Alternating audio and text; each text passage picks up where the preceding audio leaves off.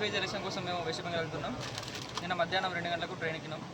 కోతు mess store అని తీసుకొని ఇప్పుడు ప్రజెంట్ ఎక్కడ అంటే ఒడిశా ఎంటర్ అయినాం. మేము పట్టే జంక్షన్ దగ్గర వచ్చినాం. రేపు మార్నింగ్ 5:30 అట్లా ఆ టైంలో మేము బక్రా వెళ్తాం. ఇలా వెస్ట్ బెంగాల్ బక్రా అనే ప్లేస్ ఉంది, చాలా బాగా ఫేమస్ ప్లేస్ అది.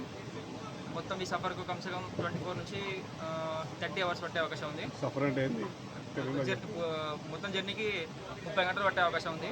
మనం వెళ్ళేది ఏంటంటే వెస్ట్ బెంగాల్, అక్కడ మొత్తం 7 ఫేజ్ ఎలక్షన్ ఉంది.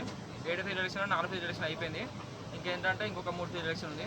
3 ఫేజ్ ఎలక్షన్ అనేది చాలా క్రిటికల్ పొజిషన్ ఉంది కాబట్టి అక్కడికి మన సిఆర్పీఎఫ్ ఫోర్స్ పంపిస్తారు. యాక్చువల్లీ ఏంటంటే సిఆర్పీఎఫ్ ఇంటర్ సెక్యూరిటీ ఇలాంటి ప్రాబ్లమ్ చూసుకుని మనదే కాబట్టి మన ఫోర్స్ ఏంటంటే తెలంగాణలో 4th ఎలక్షన్ సక్సెస్ఫుల్ కంప్లీట్ చేసుకొని నెక్స్ట్ ఏంటంటే వెస్ట్ బెంగాల్కి వెళ్తుంది. అందుకోసం మన ఫోర్స్ పంపించేసారు. వెస్ట్ బెంగాల్ కూడా నేను ఇంకా 3 ఫేజ్లు ఉన్నాయి కదా, 5, 6, 7 ఈ ఫేజ్లు సక్సెస్ఫుల్గా కంప్లీట్ అయ్యాలని నేను కోరుకుంటున్నా. అండ్ వెస్ట్ బెంగాల్ నెక్స్ట్ ఎలాంటి ప్లేస్లు ఉంటాయి ఇవన్నీ మీకు నేను అప్డేట్ చేస్తాను, సరేనా? మా కోచ్లో ఎట్లా ఉంటుంది?